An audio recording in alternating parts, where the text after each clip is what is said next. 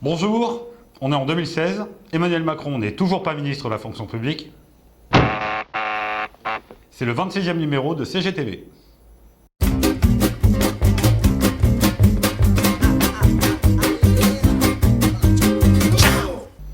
Au mois de février doivent s'ouvrir des négociations salariales dans la fonction publique.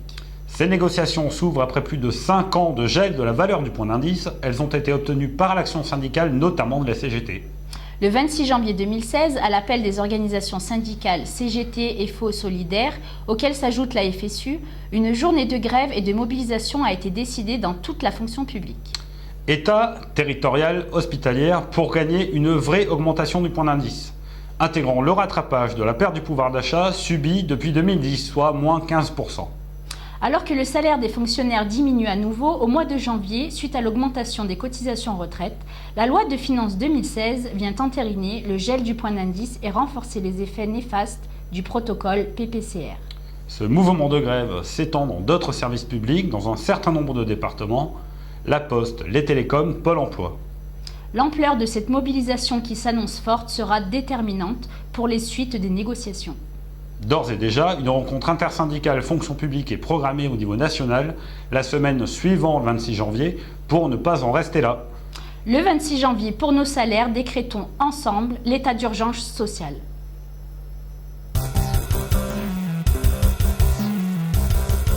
Bonjour Chantal, écoutez, pour cette fin d'année, je vous ai fait un petit cadeau, tenez. Ah, mais fallait pas, chef, merci. Mais qu'est-ce que c'est? C'est un CET, un compte épargne-temps. Eh bien Chantal, vous ne l'ouvrez pas? Ah non, fallait pas, vraiment, non.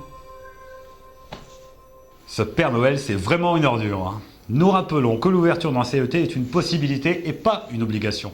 Les congés annuels sont accordés du 1er janvier au 29 février 2016, puis au 31 janvier de l'année 2017. En principe, les congés non pris après cette période sont perdus et ne peuvent être reportés sur l'année suivante, sauf autorisation exceptionnelle de l'employeur. Toutefois, lorsque l'agent n'a pas pu prendre tout ou partie de ses congés du fait d'une absence prolongée pour raison de santé, les congés annuels non pris sont automatiquement reportés sur l'année suivante. Le report est accordé dans les cas suivants. Congé de maladie ordinaire, congé pour accident de service ou maladie d'origine professionnelle, longue maladie, congé de longue durée, congé de grave maladie. L'agent n'a pas à effectuer de demande expresse de report de ses congés annuels. Il revient au service des ressources humaines de les reporter automatiquement. Les congés reportés peuvent être posés jusqu'au 31 janvier de l'année N+1. Quoi qu'il en soit, l'organisation de travail doit permettre aux agents de prendre leurs congés. Le 12 janvier dernier, les personnels municipaux étaient conviés au centre des congrès à l'occasion des traditionnels vœux du maire.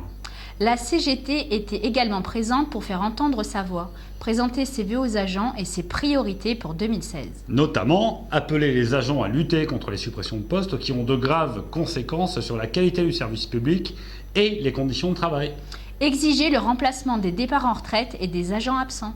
Revendiquer les mêmes régimes indemnitaires que nos collègues de Saint-Étienne Métropole. A rappeler à Monsieur le maire la nécessité de prendre en compte le mal-être qui règne dans les services. Clou de la soirée avec la présence d'un magicien qui a su émerveiller les agents présents.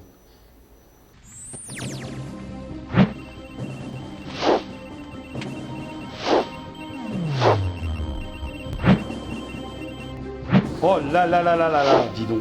3 briques de masse salariale en moins, c'est magique. 2 pour les titulaires et 1 pour les non titulaires. On a beau savoir qu'il y a un truc, ça surprend toujours.